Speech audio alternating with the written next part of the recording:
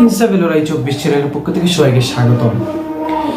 জামায়াতের আমির ডক্টর শফিকুর রহমানের x account hack করা হয়েছিল। আপনারা অবশ্যই সোশ্যাল মিডিয়াতে দেখতে পারতেছেন, বাংলাদেশের একটা রাজনৈতিক দলের ষড়যন্ত্রে এবং সরকারি কর্মকর্তা জড়িত থাকার কারণে এই এক্স অ্যাকাউন্টটি যেভাবে হোক তারা হ্যাক করেছে। এটার সাথে বাংলাদেশের একটা বড় রাজনৈতিক দল অবশ্যই জড়িত আছে, তা অবশ্যই উন্মোচন করা হবে। সত্য কখনো গোপন থাকে না, সত্যকে কখনো চাপিয়ে রাখা যায় না। আমি বলতে চাচ্ছি, আপনারা যারা মা বোনেরা আছেন অবশ্যই সোশ্যাল মিডিয়ায় দেখতে পারছেন, ডক্টর শফিকুর রহমানের জামাতের আমির ডক্টর শফিকুর রহমানের আইডি হ্যাক করে একটা রাজনৈতিক দল যেভাবে তারা হ্যাক করেছে, হ্যাক করার পরে নারীদেরকে নিয়ে, মা বোনদেরকে নিয়ে তারা অনৈতিক কথাবার্তা বলেছে, খারাপ পোস্ট করেছে, মন্তব্য করেছে, লিখেছে। যাই হোক, এগুলা কিন্তু মনে হয় না ডক্টর শফিকুর রহমান জীবনে বলবেন, তিনি তো কখনো বলেননি। আসলে বাংলার মানুষের ভিতরে মনে হয় চেতনা নেই, তাদের ভিতরে মনে হচ্ছে বিবেক নেই, তাদের ইনসাফ নেই। আমার কাছে মনে হয় যে কেউ পোস্ট করে নিল, এই তো আপনারা জানেন অনেক আগে আমাদের যে ক্রীড়া উপদেষ্টা ছিলেন, এই যিনি জুলাই যোদ্ধা আসিফ মাহমুদ, ওনার আইডিকেও একবার হ্যাক করা হয়েছিল। মানে এরকম ভাবে শরীফ হোসেন হাদি ভাইয়ের পোস্ট সহ যা ছিল সব ডিলিট করে দেওয়া হয়েছে।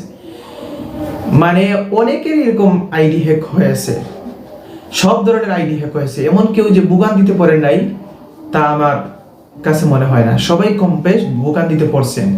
তো কথা হচ্ছে, ডক্টর শফিকুর রহমান কিন্তু তিনি কেরানীগঞ্জে শনাক্ত উচ্চ বিদ্যালয়ের মধ্যে প্রোগ্রামের মধ্যে তিনি বক্তৃতা দিচ্ছিলেন, ভাষণ দিচ্ছিলেন। ওই সময় কিন্তু যারা আইডিকে হ্যাক করেছিল, যে দল, যে ষড়যন্ত্রে যার মাধ্যমে আইডি হ্যাক করা হয়েছে, তারা অনৈতিক পোস্ট নারীদেরকে নিয়ে করেছিল, মা বোনদেরকে নিয়ে। কিন্তু তিনি প্রোগ্রামে ছিলেন। পরবর্তীতে যখন ডক্টর শফিকুর রহমান জানতে পেরেছেন, তারপরে যেভাবে হোক তারা কয়েক ঘন্টা পরে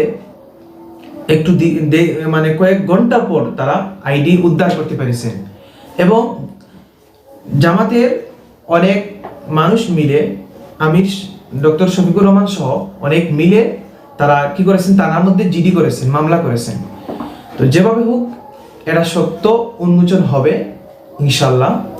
তো আমার কথা হচ্ছে, আপনারা যারা জারু নিয়ে রাস্তায় নেমে গেছেন, ডক্টর শফিকুর রহমানকে বলছেন আপনি মাফ চান, ক্ষমা চান আপনাদের কাছে, আমাদের কাছে, এগুলো আপনারা করবেন না। বাঙালিরা আসলে বুঝে না, বাঙালি জাতিগত যে সমস্যা, এটা আসলে ঠিক।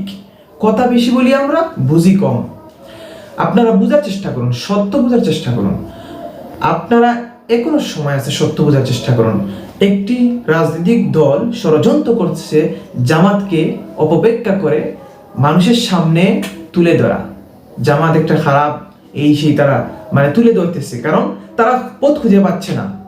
আমি বলতে চাই, স্বৈরাচারী ফেসিস্টকে যেভাবে দেশ থেকে সরানো হয়েছে, এদেশের মধ্যে যদি এরকম স্বৈরাচারী হাসিনার মতো যদি এরকম কোন ফেসিস্ট জন্ম নেয়, তাদেরকেও আমাদেরকে দেশ থেকে সরাতে 1 সেকেন্ড সময় লাগবে না, 1 সেকেন্ড আমরা বিলম্ব করব না।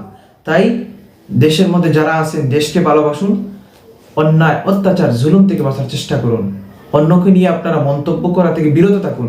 সত্যকে আপনারা কখনো গোপন করে রাখতে পারবেন না। একজন মানুষ কি এরকম করতে পারে? যেমন ডক্টর শফিকুর রহমান, তো তিনি হচ্ছেন একজন প্রার্থী, আসন্ন জাতীয় নির্বাচনের প্রার্থী।